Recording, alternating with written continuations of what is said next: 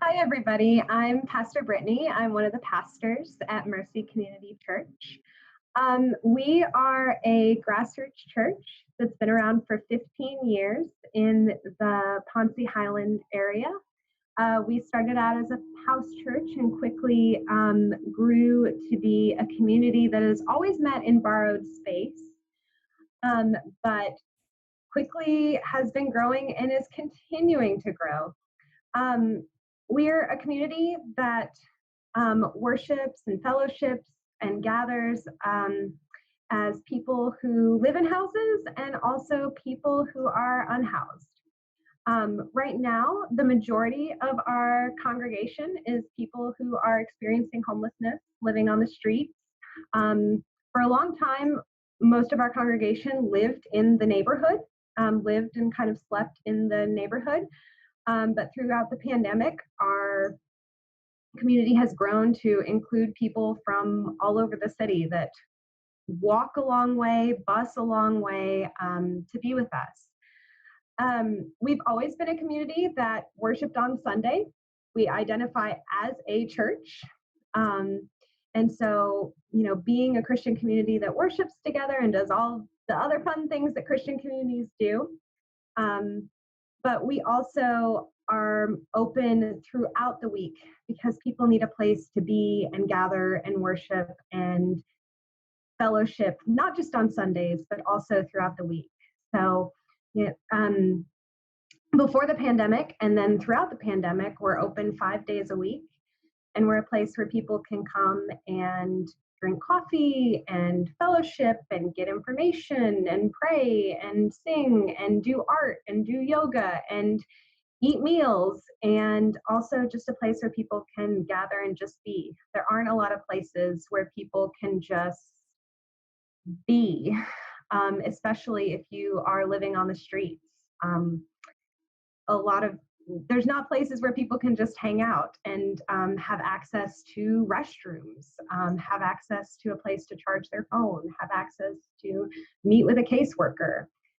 So we kind of have, in a grassroots way, become a place of hospitality for all those things. The free shelter is because when you have a congregation who sleeps outside, and then it gets really cold outside, if you love those people, you want to figure out a way to be present to them as a church. And while we've never had a building or space of our own, we have really great friends, particularly our friends and partners at St. John's Lutheran for how many years now? Many, many years, 10 years, 10 years have been letting us shelter folks at night, during the coldest hours in a day, letting us sleep there. And for those 10 years, it's been co-run between volunteers at St. John's and then people at Mercy. And it's just been a really simple but essential way that we watch out for one another and keep our vulnerable community members safe. As many of you know, this year has been super different. I was telling Colin before we started, it's been super different, but also for us, we're still doing the same things we've always done. Right now, we're doing everything predominantly out of doors, but we're still doing all the things that we've always done, which is being present to people, offering pastoral care, offering multiple meals a day, sharing clothes, sharing resources, being a space where people can rest, being a space where people can have access to bathrooms and cleaning up. We're still doing all those things. We just do it all wearing masks and outside and spacing out, and we make it work. So we are, the winter ahead presents some challenges. We've been doing everything outdoors, and the colder it gets, the harder that will be. So yeah, that's kind of who we are and up until today. Thank you, Brittany. Chad, did you have anything you wanted to add on top of that? Um, no, I mean that's a great summary, really, and I thank you, Pastor Brittany, for so eloquently talking about what we do. But if I added anything, it would just again to emphasize the simplicity of it all. Right? It's about relationships. The gospel is profound, but it's simple, and the ability to practice it is very practical. If someone's cold, you share a blanket. If someone is unwelcome, you create hospitality. If someone's hungry, you share food. So those are just the really basic things that we do. But as Pastor Brittany emphasized, it's not something we do by ourselves. We do it mutually with our community. It's not like we're folks going out there saving somebody else. It's us all working together towards liberation for us all. But it's also the partnerships that we share with our fellow churches and the relationships that come together to make all this happen. There's no way we could do any of these things by ourselves. So it's just that simple invitation to do something simple and yet profound. Thank you. Martin, I want to put you on the spot here a second ago, or for a second here. A moment ago, I think you held up 10 fingers to talk about the length of your partnership with Mercy Church. Would you be willing to come off mute for a split second and talk a little bit about what that partnership has been like? And then also, I'm just curious, some people are going to end up watching this and think, okay, what is it like to volunteer? What does it mean to get involved? And I'd be curious if you have reflections to offer about how other people have found that experience valuable, inspiring, transformative. Before Martin speaks, I just want to say it has always seemed like we've been doing this for 10 years. Like it's just, even the first year, it felt like we've been doing this for 10 years. So 10 is the magic number.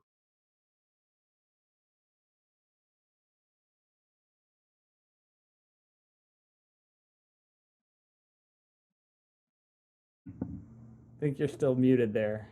There I go.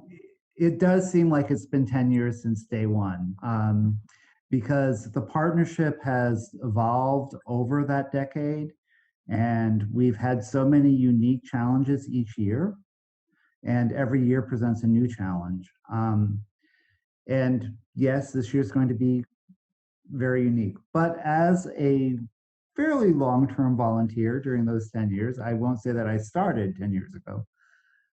For me, the most important thing is it gives me an opportunity to be faithful to my calling as a disciple of Jesus. I don't know about most people, but I go through life with a lot of ambiguity. Is what I'm doing correct? What I'm doing faithful to my calling as a follower of Jesus? When I spend time with the shelter or with Mercy Community, I deep down know that I'm being faithful. And that is the great gift that our partnership with Mercy Community has given me. Does that mean it's always easy when it's 2 o'clock in the morning and something goes boink at the shelter?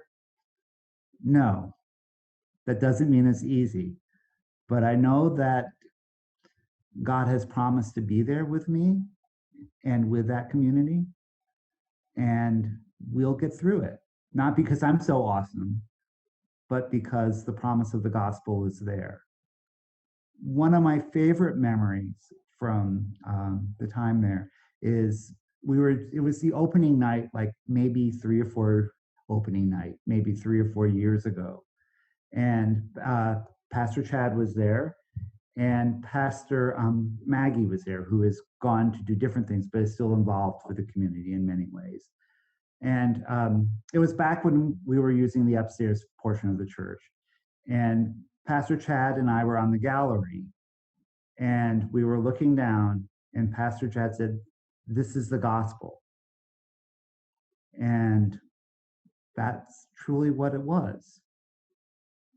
So yeah, every year is going to have its unique issues. Every year is going to have its unique challenges. But every year in the reign of God has its unique challenges and opportunities. And this is a year that we're going to have to work things out. It's going to be different. And but I'm also confident that as the people of God gather, even by the most dreaded device known to humanity, Zoom, it's going to unfold. And so I'm really excited about that. And you know what? 10 years from now, the gospel's still going to be going on. And, you know, and it will still feel like it was like just yesterday. So that's a volunteer's take on it. And so if you want to be involved, Pastor Colin will probably share your email with me, and I will be filling your email box full because I'm the guy that writes emails. But it's an amazing opportunity and an amazing adventure, and because it's living our faithfulness, our faithful walk with Jesus. So that's my take. I hope that's helpful. That's beautiful. Thank you, my friend. Absolutely beautiful. And it is, just to clarify, it's 10 years in real actual time, not pandemic time, where like 2 months ago feels like 10 years ago. We're talking like 10 years by the strict calendar. Okay. Yeah. Wow. By the Julian Gregorian calendar, 10 years. Yeah, by that one. Oh, wow. Well, that's amazing. And I love hearing that story because it is fairly simple. There are, you know, there's folks that we can be community with, and there's so much in the world that tries to tell us that there is a boundary or separation. And what I'm hearing is a recognition that boundary, that separation, that fake thing that divides us falls away in these moments. And if it takes a freezing night to bring people together like that, then we'll take it, but let's make sure that nobody gets hurt in the meantime. So you mentioned that this year is going to be a little bit different. I'm sure this will surprise many people because 2020 has been such a normal, steady, uneventful kind of year so far. But let's talk about that. So we're in the middle of a pandemic, and I just heard a bunch of people talk about folks being inside in a room, and how's that going to work? You know, how are folks going to stay warm when maybe the doors can't open up? Brittany, Martin, Chad, I open it up to any of you. Like, what is going to be most noticeably different this year, and how does it change what the community will need from each other and from others? Well, I'll take a first stab at that. It as you said, it's going to be different, and we were talking a little bit in sort of as we were waiting for folks to come on, and one of the things we talked about is how our community is a very resilient community, both our church community, but I think that is actually just the grace that comes from being involved with our folks who are out on the streets in the community that we serve. And is that resilience, we're constantly adapting. So this is definitely going to be a year where we're going to have to adapt. And so we're weighing multiple crises. I think this is something that came into focus, especially during the summer with the protests that erupted around the murder of George Floyd, and the fact that we have a public health crisis, but we also have a racism crisis. And, you know, from our perspective, we also have a homelessness crisis. And the fact that we have a public health crisis doesn't change the fact that there's still a homelessness crisis. And so that's kind of guided us as we've tried to care for our community. We knew we had to care. We knew we had to stay present, even if we had to adapt the ways in which we did that. And so the shelter is going to be something very, very similar. And at this point, what we're looking at is not coming inside unless it's the absolute worst possible weather, because then you're weighing competing safety issues. If it's snow and ice outside, then we're going to look at some kind of contingency and emergency plans, because then you're talking about trying to save lives, period. But throughout the rest of the cold, what we're gearing up to do is not to come inside, but to prepare the people that we serve to have the best possible equipment, is maybe the best word, to be able to survive even outdoors in the cold. So we're looking at sleeping bags that are rated for sub-zero temperatures. We're looking at emergency blankets, those kind of tinfoil kind of things that people use that I hear work really, really well. We're looking at hand warmers and feet warmers, those little pocket things that you can get and keep.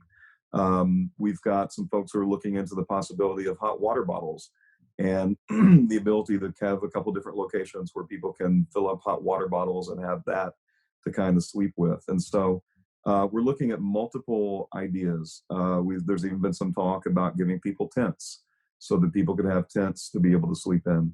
And then we want to also do that in conjunction with plans that the city is making, which we don't know exactly what the city is doing, but already the city has said that they're opening, and they have already opened when it's 40 degrees or below.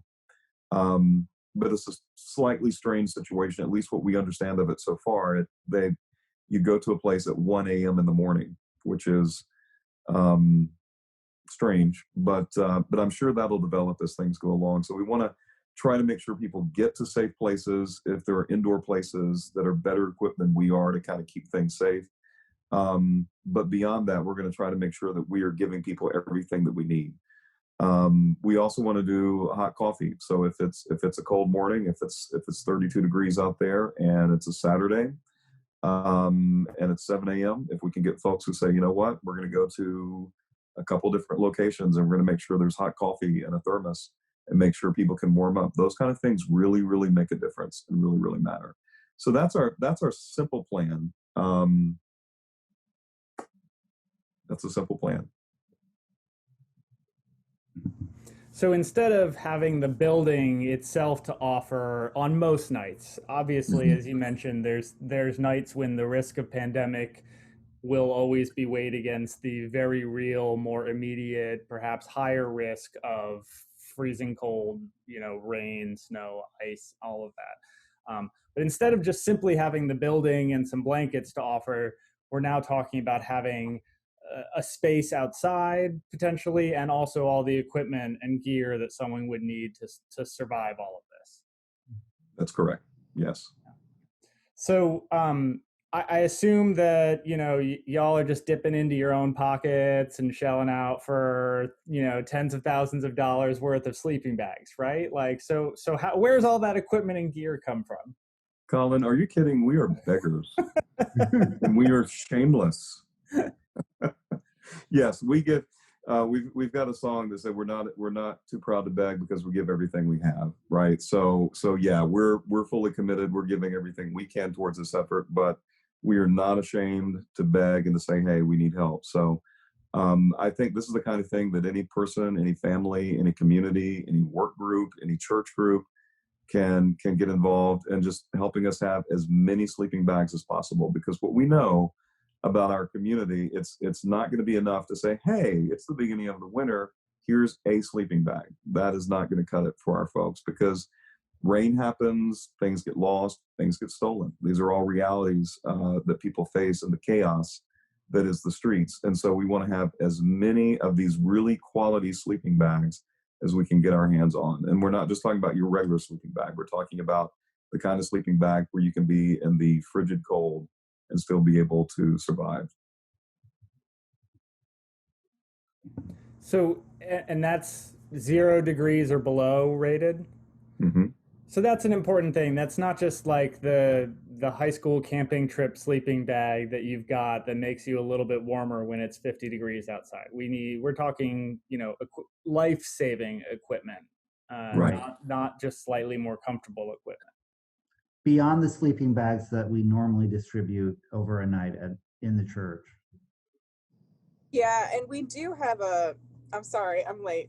But we do have on our Amazon, we have an Amazon wish list, and there should be the sleeping bags that we're talking about. It doesn't have to be that brand or that specific, but rated. I think they also can come rated for freezing 0 and below and waterproof, which would also be ideal. Again, it's not going to solve the it rains and things get damaged crisis, but will definitely be helpful for folks when frozen precipitation comes.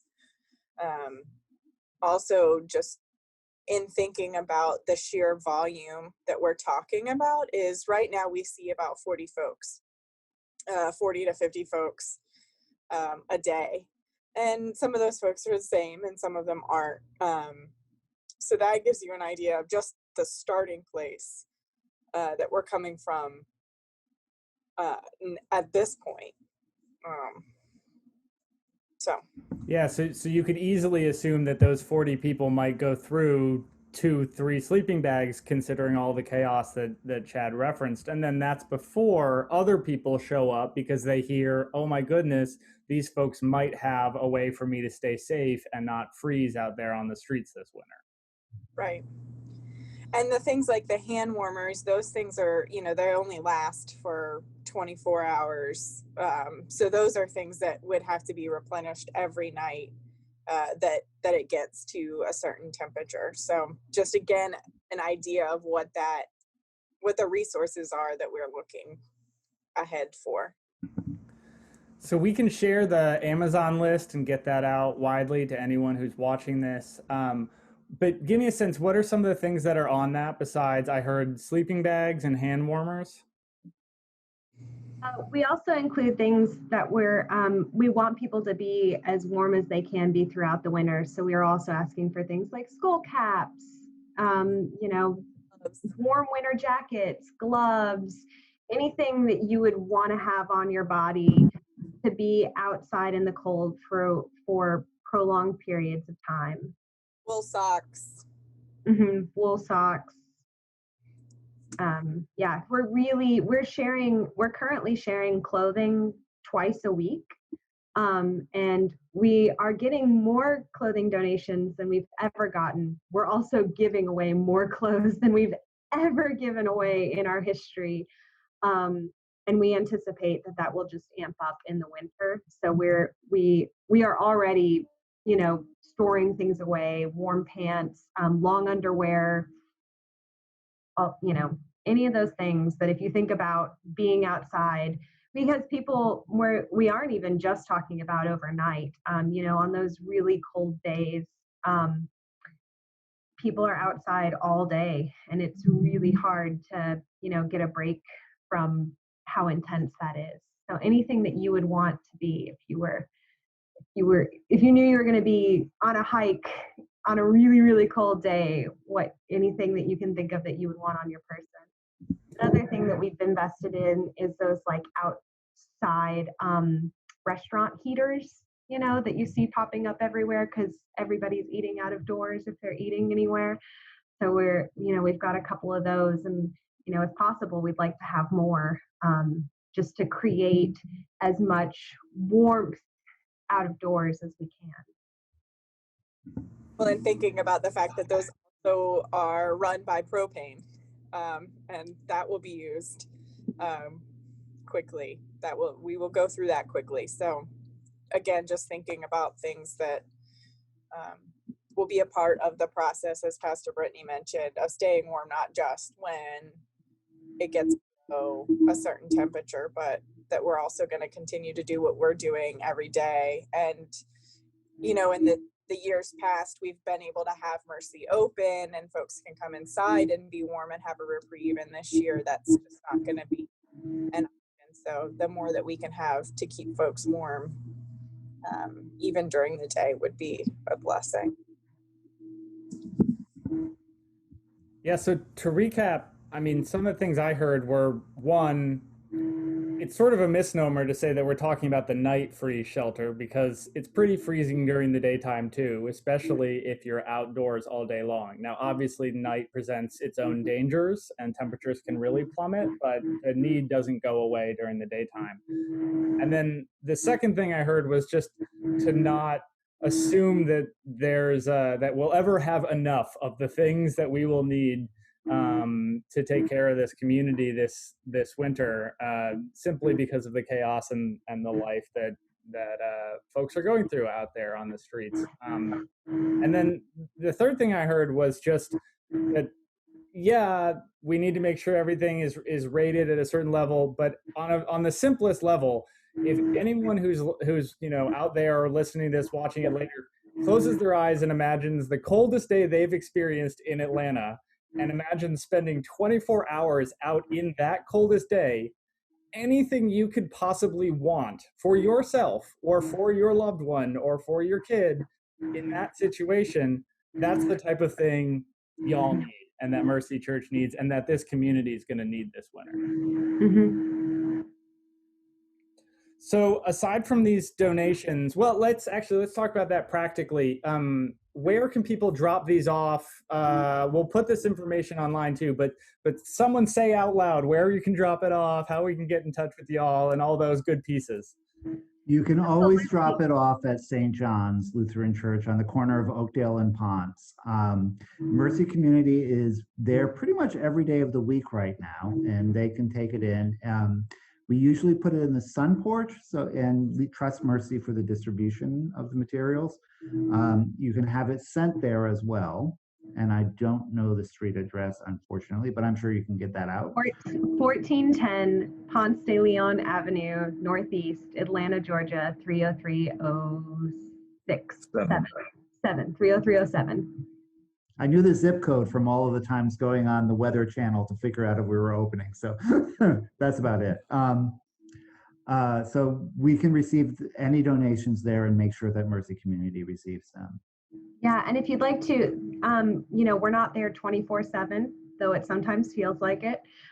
So if you'd like to arrange a donation drop-off at any time, you can email any of us and find us on our website at mercyatl.org, or you can email me specifically at Brittany, BRITTANY, at mercyatl.org. I would also add for donation drop-offs, if you are making a significant donation, or even if you're not, or you do it on the weekend, sometimes it's helpful to just send us an email and say, hey, I did this, so that we're aware that it's there and we can either distribute it or store it until it's needed, just so we can also be good stewards of the space at St. John's, and that sunroom doesn't become overwhelmed by hopefully the donations that we're going to receive. So it also just helps us kind of keep an idea of who's donating, so we can offer gratitude later, because that's also important to us. But also just being aware of when things are coming in and managing that. What a blessing that would be. I want to get to the point where St. John's is like, no, you all have acquired way too much stuff to keep people safe this winter. We can't take anymore. Yeah, I appreciate that, Holly. In years past, I know people have slept over all night long. Are you asking people to do the same thing, but outside? At this point, we're not. Because we're not necessarily trying to gather people at St. John specifically. What we're trying to do is equip people to be able to go wherever their safe place is. And we do have some people that are sleeping at St. John's, and we'll have a special kind of way of caring for them. But we're trying to equip people to wherever they are to be warm. And if they come back in the morning and they're coming back and they're getting some hot coffee or maybe even some hot grits or that kind of thing, that's where we could really use the volunteer help, is to have that kind of extra help to make the coffee, maybe if we get ambitious to make the grits. But we're not at this point looking for overnight, unless we get into, as we said, those really kind of emergency severe weather situations. And also the city is trying to up its game for taking care of folks, given the condition, the situation where shelters like St. John's aren't really going to be able to open the way that they have. So part of it will be getting people in contact to the place they need to be, or where they can go. But eventually the pandemic will break, and St. John's Free Shelter will come back to something resembling its normal operating procedures. I also want to hit on something Pastor Chad said about, with the coffee and the importance of offering something to put into our bodies, especially when it gets cold. And we have found that it is most cold at the clock hour and overnight shelter. Holly, yeah. I'm going to have you start over. You were breaking up a little bit. Oh, no. Okay. So just wanted to hit on one of the things that Pastor Chad has said a couple of times, with the importance of offering something warm to put into our bodies, like hot coffee. And we have found oftentimes the coldest hour, and about 6-7 o'clock hour.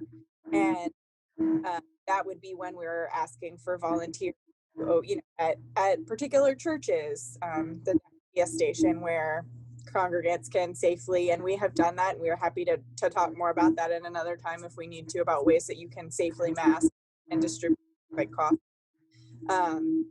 But doing that at different churches or in different spots, but that would be an important piece to share as well, is sure folks have a warm beverage at that coldest twilight hour. Also, I'd like to introduce Pastor Nancy from St. John's, who just joined us, who is like our shepherd through many difficult things. Sorry I'm late. We had a prayer service and we prayed for you. we just got done with a prayer service, so I'm here. Welcome. And we'll do whatever we need to do. However we can help, we're there. Thank you. And Holly, I think we've all had to become fluent in Zoom in the past year, and you were cutting in and out a little bit, but I think what I heard was that just reminding people that sometimes the coldest part of the night is actually the early morning. And so the importance of giving someone a hot beverage, of being there and saying, I see you, a fellow human being, I know you must be cold, I'm here for you, is just so important in those early twilight hours, even more so than we might think. Correct. Okay, cool. Just making sure I wasn't This is the biblical gift of speaking in tongues and interpretation. So yeah. Keeping it biblical, y'all. This is great. Yeah, absolutely. Zoom dialogue is one of the fruits of the Spirit. That's I think that's in one of the lesser non-canonical gospels. So for volunteer hours, that's how early are we talking? How many people? What nights of the week? That sounds like a few hours early in the morning. We could potentially be looking at, a few like early morning hours. Also, it's not technically free shelter, but on many of these days, we will also be open throughout the day. So there's lots of opportunities for helping. During the free shelter, our Mercy staff usually gets run pretty thin. So we're also happy for extra help just in the daily work that we do of distributing clothes and food and all that stuff. So there's actually lots of opportunities throughout the day. On the weekends, it would be on Sundays, but also it's just, like any day that it ends up being cold. And particularly on those really cold days, we might be open, even if we're outside, we might be open for, longer than usual, just to try and keep people warm as best we can.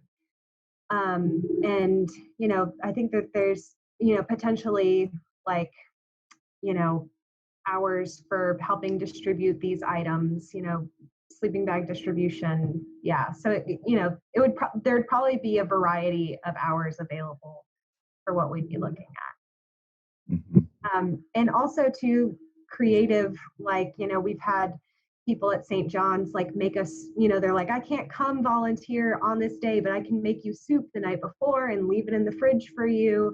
Or I can, I can't make anything, but I can bring you a bunch of grits. And I know that you're going to make these grits in the morning, so like we receive help and volunteer hours in all sorts of different creative ways. And we need them all and want them all.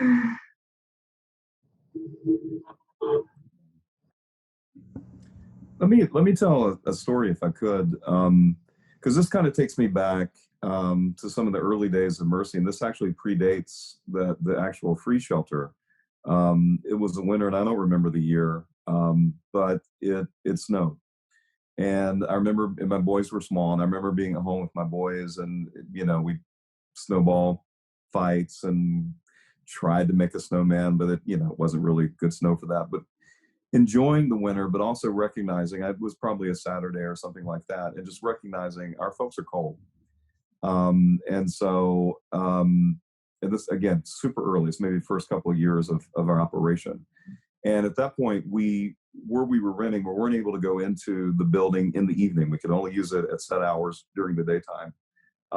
And so what we did is I just brewed a lot of coffee, and I went looking for folks. It was just a cold, icy day, and I knew kind of where some folks slept, and I just started looking for folks. And as I did, I found other folks who said, "Hey, you're going to do something?" I said, "Yeah, meet me back at the church. We're going to be in the parking lot. We're going to have hot coffee. I'm going to see if I can find someone to make some grits." And so we were able to do that, and really joyfully. I mean, it's one of my precious memories as a pastor of this community. Joyfully to kind of be out there, and we were cold, but we were also warmed. We were warmed by hot coffee. We were warmed by grits, but we were also warmed by the fact that somebody actually cared. And so I think, we've thankfully been able to do the free shelter at St. John's for these past 10 years, and we will continue to do that. But it seems like this year, maybe we're coming back to something like that. So don't underestimate the power of brewing lots of coffee and putting it in a Home Depot igloo container and putting it in your car and grabbing some cups and hitting the streets and going where someone is, because that cup of coffee makes a huge difference in warming up our core, and it really makes a difference. So there are just there are things we will try to organize, and through Martin, we will let you know. But also have that spirit of evangelical entrepreneurship and get out there and compassionately make a difference. Yeah, I'm not hearing a whole lot of, you're going to break up the whole system if you try to do something good out of this conversation. I'm hearing a whole lot of, there's folks who need to be warmer, and so let's do what we all can and find a way. Let's exercise some creativity. Wonderful. Amen. That's right. So I know we have like a small group just on the Zoom, but are there questions that folks have that we haven't talked about, or comments that people want to make that they feel like they haven't had a chance to offer yet?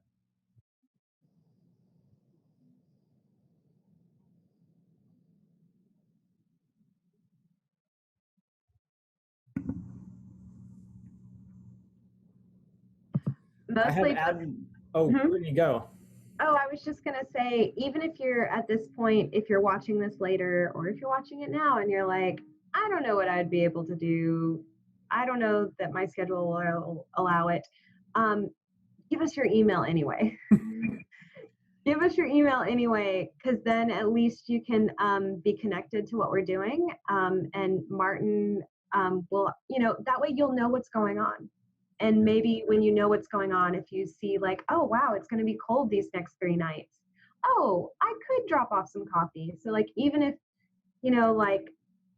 that way you can know what's going on. And that way, even if maybe you don't have a creative idea, maybe you don't know what you want to do, you can see what is going on, and maybe you're able to join in or help out even just a little bit. And I would add to you, we have a decent, can you hear me? Okay. I don't trust technology right now.